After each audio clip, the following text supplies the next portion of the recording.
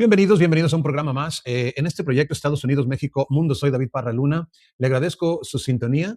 Espero que podamos contar con su ayuda para diseminar estos programas. Ayúdenos compartiéndolos para que aparezcan en su muro, ya sea en Facebook y en YouTube. Estamos bajo el nombre de Estados Unidos, México, Mundo. Bueno, pues seguimos esforzándonos por capturar la esencia de la historia, tanto la historia mundial como la historia de México. En esta ocasión vamos a abarcar la presidencia de Luis Echeverría Álvarez, todavía vinculándolos a ese tercer periodo de la historia de México que llamamos la Revolución Mexicana, esa tercera transformación.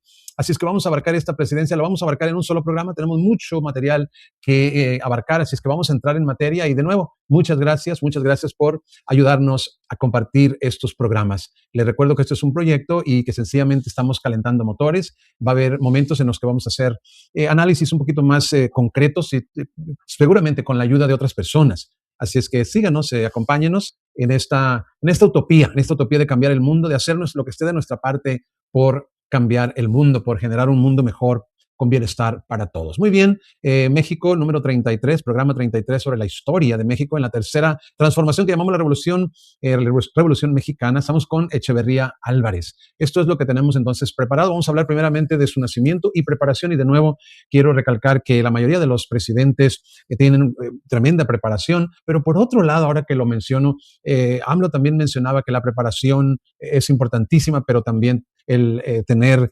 dimensión social, porque a veces se puede tener una perfección, mejor dicho, una preparación extraordinaria y no tener esa dimensión social que tanto se necesita y que se debería de requerir en los que ocupan puestos políticos. Así es que tengamos eso presente. Y ahora sí, Echeverría Álvarez nació el 17 de enero de 1922 en la Ciudad de México, estudió la preparatoria en el Colegio Francés y desde esa época data su amistad con José López Portillo, quien sería su sucesor en la presidencia de México. Durante sus años como alumno de preparatoria, que coinciden con el gobierno de Lázaro Cárdenas, importante, Echeverría destacó como un decidido partidario de su gobierno, o sea, el PRI, y mantuvo una profunda admiración por la figura de Lázaro Cárdenas a lo largo de su vida.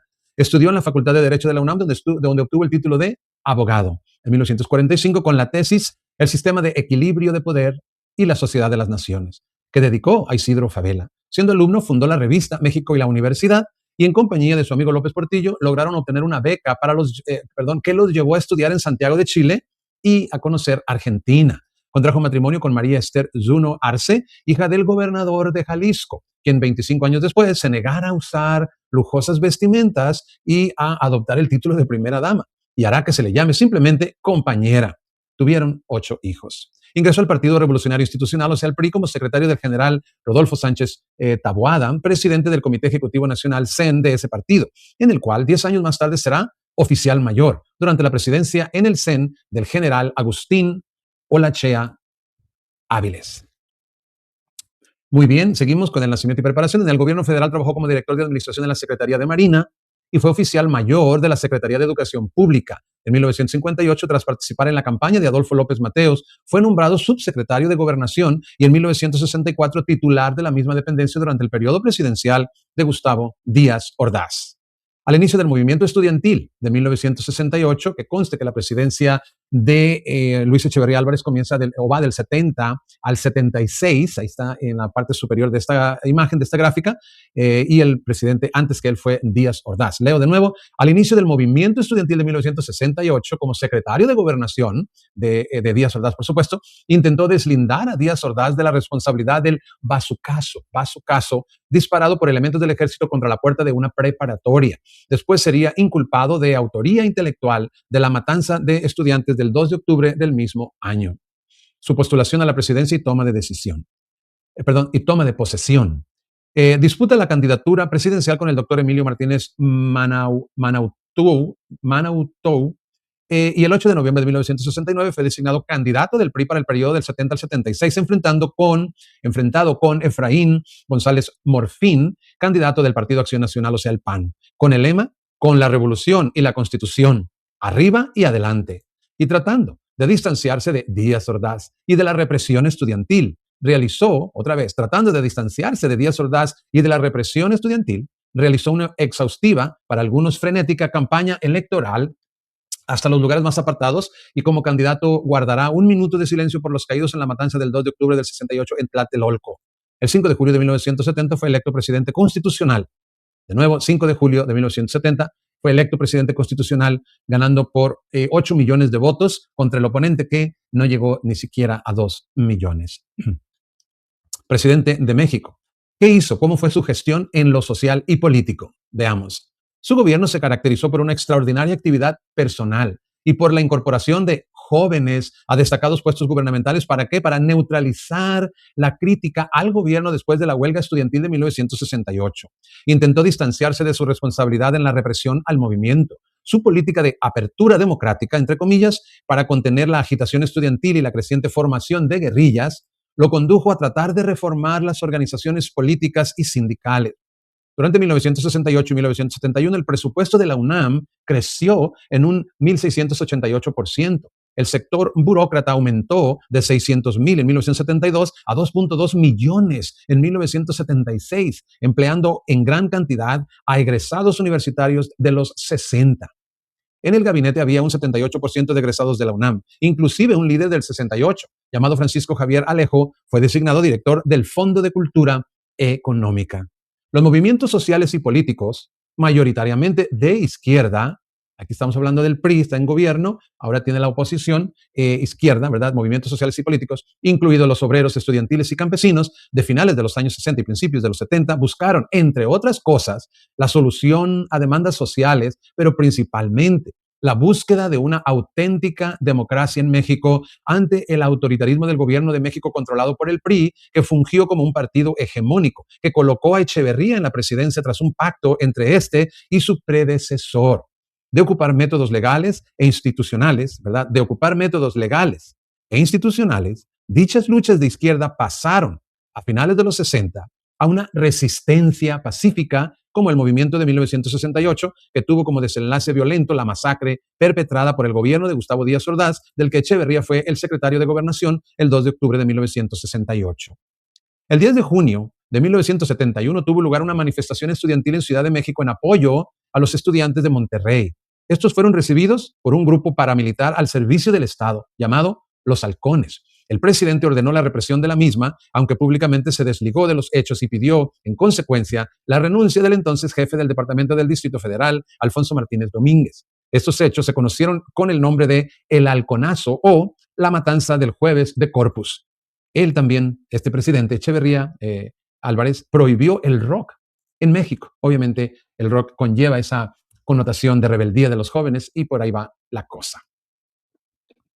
Ante las matanzas de 1968 y 71, diversos grupos de izquierda evaluaron en sus comités que se encontraba agotada la resistencia pacífica, las vías institucionales, y veían que el Estado mexicano estaba decidido a aniquilar los movimientos, por lo que decidieron pasar a la clandestinidad y optar por la opción armada de la guerrilla ante la valoración política de que sería imposible democratizar el poder por vías pacíficas. Entre los grupos guerrilleros se encontraron la Liga Comunista 23 de septiembre, las Fuerzas Armadas Revolucionarias y los grupos afines a Genaro Vázquez y Lucio Cabañas, como la Brigada Campesina de Ajusticiamiento y el Partido de los Pobres.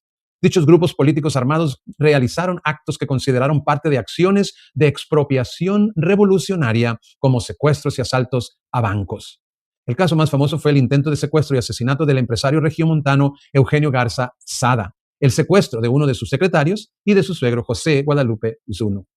Es así que Echeverría habría ordenado, testimonios de sus colaboradores lo confirman, aunque él lo negó ante tribunales, la realización de una estrategia de terrorismo de Estado en el proceso conocido como Guerra Sucia, con el fin de aniquilar dichos movimientos disidentes. Entre las violaciones graves a derechos humanos cometidos en este periodo de al menos 2.500 personas por el gobierno y sus instituciones, como la Dirección Federal de Seguridad, la DFS, Agencia de Inteligencia del Gobierno Mexicano dependiente de la Secretaría de Gobernación, el Ejército Mexicano y otras, se encuentran la desaparición forzada de cientos de personas, asesinatos extrajudiciales, incluyendo los llamados vuelos de la muerte, torturas sistemáticas, allanamientos y cateos a domicilios sin una orden judicial, tratos inhumanos y degradantes, vigilancia e intercepción ilegal de comunicaciones, violaciones sexuales, desprestigio y fabricación de campañas mediáticas en contra de opositores y negación del acceso a la justicia y al debido proceso.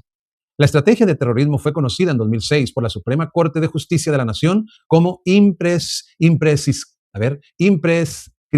imprescriptible en su castigo judicial ante la gravedad de los delitos, particularmente la desaparición forzada, en este caso la de Jesús Piedra Ibarra, quien fue secuestrado por elementos de la DFS en 1975. En ese periodo, por sus órdenes, se creó el grupo policíaco militar Brigada Especial, llamada por su director Miguel Nazar Haro Brigada Blanca, bajo el mando de la DFS, integrándola con 240 elementos provenientes de esa dependencia, la Procuraduría General de la República, la Procuraduría del Distrito Federal, la Dirección General de Policía y Tránsito del Departamento del Distrito Federal y la Procuración General del Estado de México. La brigada operó en los estados de Guerrero, Sinaloa, Chihuahua, Nuevo León, Jalisco, Puebla, Morelos, el Estado de México y la Ciudad de México. Esa brigada y otros cuerpos del Estado operaron una red de centros clandestinos de detención y tortura que incluyeron los siguientes lugares: el Campo Militar número 1, Avenida de la República 20 y Circular de Morelia en la Ciudad de México, el Cuartel Militar de Atoyac de Álvarez y la Base Aérea Militar número 7 de Pie de la Cuesta en Guerrero, el Rancho La Peña en Higueras, Nuevo León y otros. Desde 1972 hasta 1976 ordenó distintos sabotajes al periódico Excelsior, el cual estaba dirigido por Julio Scherer García, y realizaba una labor crítica contra su gobierno. Echeverría ordenó entonces una estrategia para censurar la libertad de expresión del periódico, lográndolo con la crisis de Excelsior de 1976, que derivó en la salida forzada de Scherer y su equipo. Para dar credibilidad a su política de apertura política, repito, para dar credibilidad a su política de apertura política, redujo las edades para el ejercicio de derechos políticos pasivos, la edad de elegibilidad para diputados de 25 a 21 años y para senadores de 35 a 30. Acortó también el número de miembros necesarios para registrar partidos políticos y aumentó el número de diputados plurinominales. Decretó la amnistía para los presos políticos, por lo que recuperaron su libertad Valentín Campa y Demetrio Vallejo, líderes ferrocarrileros, y desde luego los estudiantes y profesores encarcelados por los sucesos de 1968. Asimismo, incorporó en altos puestos políticos y administrativos a varios jóvenes, como Francisco Javier Alejo, Ignacio Ovalle, Juan José Bremer y Armando Biebrich, en los que se identificó a la llamada efebocracia echeverrista. Además, integró a su gobierno a intelectuales como Horacio Flores de la Peña, Carlos Fuentes, Ricardo Garibay, Víctor Flores Olea y Enrique González Pedrero. Pese a este intento de acercamiento con la UNAM, en la inauguración de cursos de 1975 ante un auditorio de estudiantes vociferantes que pretendían acallar su discurso, Echeverría tuvo que defender la autonomía universitaria y rendir homenaje a la memoria del exrector Javier Barros Sierra, entre gritos y abucheos desde el mezanine. Pero a su salida de la Facultad de Medicina, una piedra golpeó su cabeza que lo hizo sangrar y tuvo que abandonar apresuradamente la ciudad universitaria. En apoyo del movimiento feminista, logró que la Ciudad de México fuera la sede del Año Internacional de la Mujer, establecido por la ONU en 1975, y que desde aquí se declarara la década para la mujer 1976-1985, cuyo propósito fue acelerar la integración de la mujer al desarrollo. Pues así vamos avanzando poco a poco. Estamos viendo la presidencia, la gestión de Luis Echeverría Álvarez. Seguimos entonces ahora a la parte económica. ¿Cómo fue su gestión económica? A partir de su discurso de toma de posesión, en que señaló que, se abre comillas, no es cierto que exista un dilema inevitable entre la expansión económica y la redistribución del ingreso. Nótese aquí que esto va a ser siempre un tema de argumentación. Expansión económica, redistribución del ingreso. Es aquí donde marcan sus diferencias la izquierda y la derecha. Muy importante. A partir de su discurso dice aquí, no es cierto que exista un dilema inevitable entre la expansión económica y la redistribución del ingreso. Comenzó sus diferencias y enfrentamientos con la iniciativa privada organizada, cuya cúpula respondió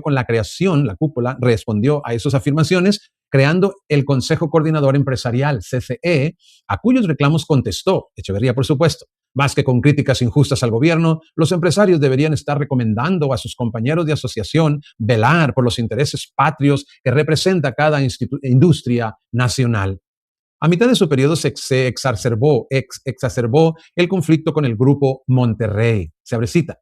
No basta con crear fábricas eficaces. Es necesario canalizar los recursos económicos de los ricos y poderosos, de los banqueros e industriales de Monterrey, para resolver el problema de sus semejantes. Se dicen cristianos y no lo son, porque no ayudan a sus semejantes. En muchas cosas podrían ayudarlos. Se dicen cristianos y se dan golpes de pecho, lo cual es muy fácil. pero no establecen instituciones de desarrollo económico y en especial de los marginados de la zona metropolitana de Monterrey. Tienen malos consejeros que ven más al pasado que al futuro.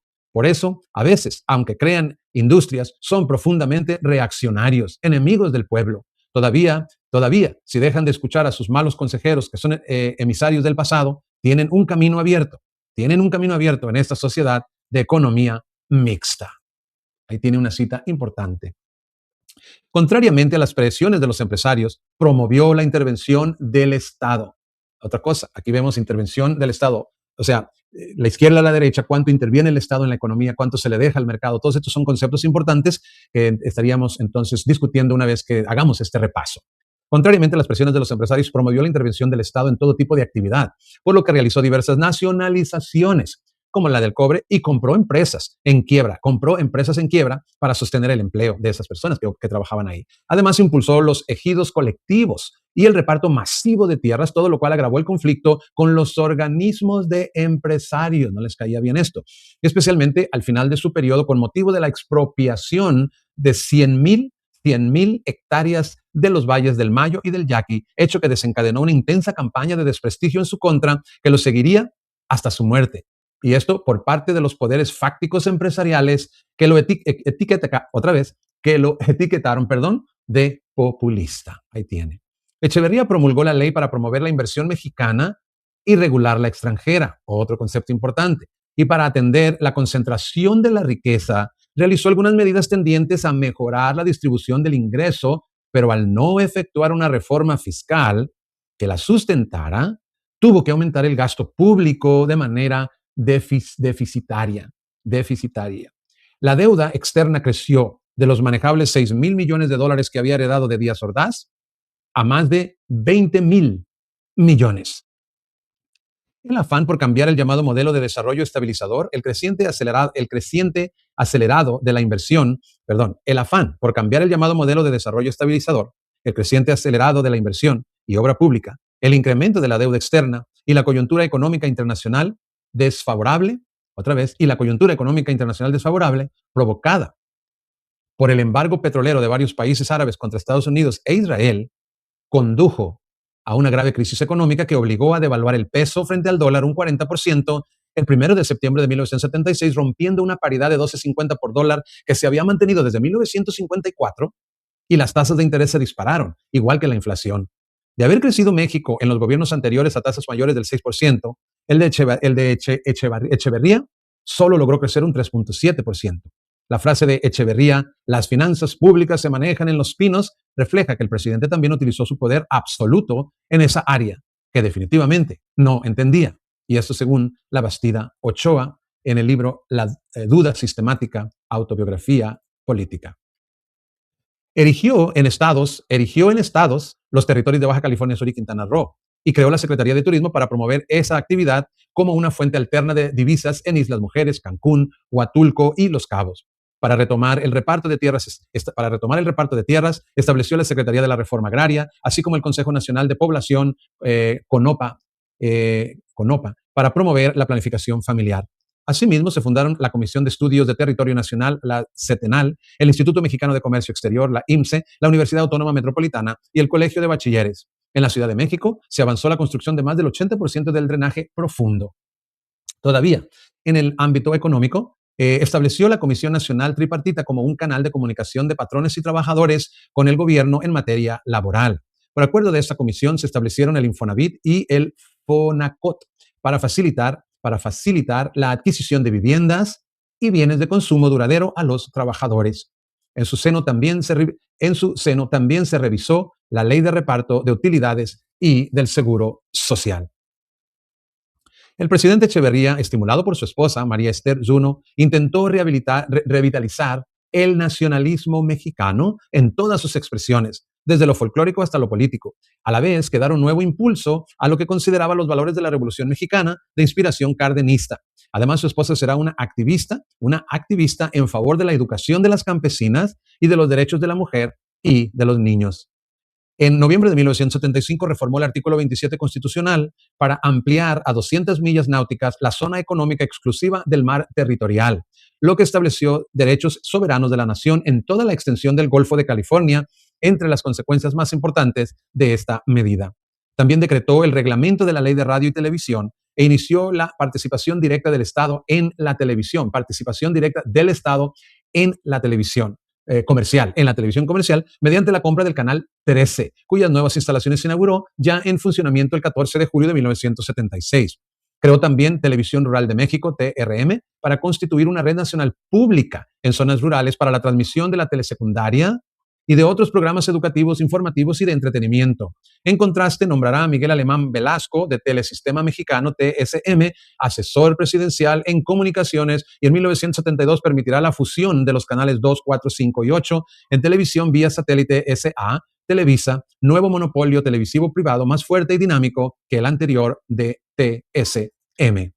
Echeverría construirá 2 puertos de altura, uno en Madero, Chiapas, y otro en Lázaro Cárdenas, Michoacán. Y ahora pasamos a su gestión en política exterior, política internacional. En el ámbito internacional, el gobierno de Luis Echeverría tuvo que enfrentar los efectos de la recesión mundial, la continuación de la guerra de Vietnam, cuyo enorme gasto militar hizo imposible que Estados Unidos pudiera continuar con las reglas establecidas en 1944 en Bretton Woods, que habían creado el Banco Mundial y el Fondo Monetario Internacional, usando el dólar como moneda de referencia internacional. El abandono de la paridad fija de $35 por onza de oro, que provocó devaluaciones en las principales monedas del mundo, menores ritmos de crecimiento, contratación de los flujos comerciales y aumento de precios. La atonía económica, que significará inflación, desempleo, escasez de inversiones y circulante.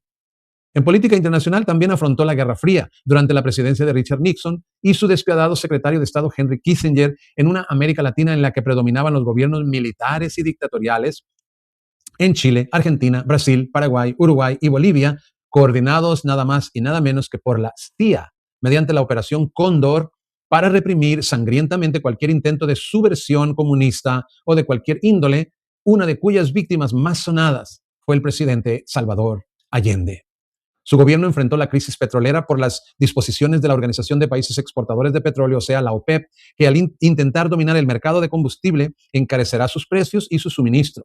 Encaró el conflicto con el gobierno del presidente Nixon por el problema de la salinidad de las aguas internacionales del río Colorado y vio el alejamiento de la China comunista de la Unión Soviética, que ya iniciaba su declive. Con menores consecuencias para México, el gobierno de Echeverría presenció la guerra árabe-israelí, la lucha del ejército republicano irlandés, la ERI, en Irlanda del Norte, el terrorismo en la Olimpiada de Múnich, la renuncia de Nixon tras el escándalo de Watergate, la derrota estadounidense en Vietnam, la revolución de los claveles en Portugal y el fallecimiento del dictador español Francisco Franco y del líder revolucionario chino Mao Zedong. Echeverría pretendió la defensa de los intereses de los países en desarrollo o del tercer mundo, entre comillas, para diversificar los vínculos económicos de México y luchar por un nuevo orden económico más justo e igualitario. Así realizó 40 visitas de Estado a diversos países, apoyó a la República Española, a Fidel Castro, a Salvador Allende, permitió la apertura de una oficina de la Organización para la Liberación de Palestina, OLP. México votó a favor del ingreso de la República Popular de China a la ONU y logró la aprobación de su Carta de los Deberes y Derechos Económicos de los Estados en ese máximo organismo internacional. En ese mismo organismo votó a favor de los países árabes y propuso la suspensión de los derechos en la ONU de la España franquista por las ejecuciones de sus opositores. Seguimos en lo económico. En la OEA pugnó por la suspensión de sanciones a Cuba y defendió la soberanía de Panamá sobre el canal interoceánico. Asimismo, participó en la fundación del Sistema Económico Latinoamericano, CELA, organización regional destinada a fomentar el desarrollo independiente de los países de la región. En su momento, rompió relaciones con el gobierno de facto de Chile y concedió asilo a refugiados chilenos perseguidos por Pinochet, así como a otros exiliados políticos víctimas de dictaduras militares sudamericanas. Durante su gobierno se da la matanza de junio de 1971 y se intervino en el Excelsior para destituir al periodista crítico Julio Scherer. También se registró una ola de asaltos bancarios y secuestros de personajes relevantes como el cónsul norteamericano Terrence George Leon Hardy, el candidato del PRI al gobierno de Guerrero Rubén Figueroa y el empresario Eugenio Garza Sada, quien moriría asesinado. En reacción, Echeverría intensificará la guerra sucia, bajo el mando de los generales Quirós Hermosillo y Acosta Chaparro, contra los grupos guerrilleros rurales y urbanos, en la que morirán Genaro Vázquez y Lucio Cabañas, y desaparecerán forzadamente decenas de personas. Asimismo, para combatir el narcotráfico, permitirá que se inicien en territorio nacional operaciones encubiertas de agentes estadounidenses de la DEA. En 1974 formalizará su presencia en México. Sucesión presidencial, pasamos a la última sesión o sección. Sucesión presidencial después de la presidencia, fallecimiento, legado y opinión pública. En 1976 se entregó la presidencia a José López Portillo, quien se había desempeñado como secretario de Hacienda en la segunda mitad de su sexenio. Su periodo terminó en medio de la crisis económica y la incertidumbre política. Escribe Lorenzo Meyer en una historia contemporánea de México, se abre cita. Con la crisis de 1976 se fue por la borda la política económica seguida desde mediados de siglo, en la que el gasto público era el motor del crecimiento. Igualmente pareció enterrarse la idea de hacer de México un país líder del tercer mundo, como lo había pretendido el presidente Echeverría, viajero, incansable, crítico, un tanto confuso del imperialismo a lo largo de todo su sexenio y autor de la iniciativa de la Carta de Derechos y Deberes Económicos de los Estados, adoptada por la Asamblea General de las Naciones Unidas contra la voluntad de los países más desarrollados. Se abre otra cita, ahí se cierra cita y abrimos otra cita. La gran sombra del mandato de Echeverría fue el desastre económico y la guerra sucia y paramilitar.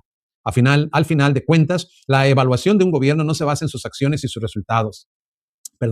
La evaluación de un gobierno se basa en sus acciones y sus resultados. Esto lo escribió La Bastida. Al término de su periodo presidencial, ocupará algunos cargos públicos en el extranjero, como el de representante de México ante la UNESCO y embajador en Australia y Nueva Zelanda. Intentó ser nombrado secretario general de la ONU, pero no lo logró. Después trabajará en el Centro de Estudios Económicos y Sociales del Tercer Mundo, CETSTEM, que él mismo fundó y que cerró por falta de presupuesto en 1983. En 1995 se suscitó un conflicto con el expresidente mexicano Carlos Salinas de Gortari, quien acusó a Echeverría de tratar de imponer un candidato de su grupo tras el asesinato del candidato Luis Donaldo Colosio Murrieta. El resto de vida será inculpado de las matanzas de estudiantes de 1968 y 1971, así como de la guerra sucia que tuvo lugar durante su gobierno. Ya en plena ancianidad tendrá que comparecer ante diversas autoridades. El 30 de junio de 2006, un juez federal ordenará su arresto domiciliario por la matanza de 1968, pero el 8 de julio siguiente será levantado su arresto, dado que el delito por el que se le encausaba había prescrito en noviembre de 2005. El 30 de noviembre de 2006, otro juez le decretará auto de formal prisión por el delito de genocidio por los sucesos de 68 y 71, pero el 20 de marzo siguiente, un tribunal federal le concederá la suspensión definitiva del auto. Por último, el 26 de marzo de 2009 obtendrá su libertad absoluta y su exoneración del cargo de genocidio. El 19 de enero de 2021, los familiares de Luis Echeverría presentaron un sitio web que recopiló su biografía y parte de sus archivos personales. El 21 de abril de 2021 tuvo lugar su última aparición pública en el Estadio Olímpico Universitario, a donde acudió para recibir la segunda dosis de la vacuna contra COVID-19. El 17 de enero de 2022, con motivo de su cumpleaños número 100, 30 amigos y ex colaboradores del exmandatario le rindieron un homenaje a través de una sesión de Zoom, a la que, si bien no asistió, sí contó con la presencia de su hija, María Esther Echeverría Zuno, quien grabó dicha sesión con el objetivo de presentársela posteriormente. Falleció en la ciudad de Cuernavaca, Morelos, el 8 de julio de 2022 a los 100 años de edad. Su funeral se llevó a cabo en Santa Fe, Coajimalpa, Ciudad de México. El 10 de julio de 2022, su cuerpo salió de la agencia funeraria hacia el Panteón Español para su cremación. Fue el presidente más longevo de la historia mexicana. Créditos principalmente a Doralicia Carmona en Memoria Política de México y también Wikipedia, por supuesto. Así llegamos al final de este programa. Ojalá que le haya parecido informativo, interesante el conocer la gestión de Luis Echeverría Álvarez, sin olvidar que nuestro objetivo en repasar esta historia es rescatar la esencia para saber cómo es que llegamos del pasado al presente y también cómo vamos a interpretar la gestión de Andrés Manuel López Obrador y Claudia Sheinbaum en esta nueva transformación, en la transformación de la cuarta transformación, el humanismo mexicano, etcétera, que se rescata. Estoy seguro que AMLO y Claudia y todos los militantes de izquierda tienen toda esta historia presente y han rescatado el sentimiento del pueblo de qué es lo que necesita, sobre todo, para luchar, para llevar al país a una vida pública, política, económica, que pueda suministrar todas las necesidades de la población. Muchas gracias, le agradecemos mucho y entonces será hasta la próxima.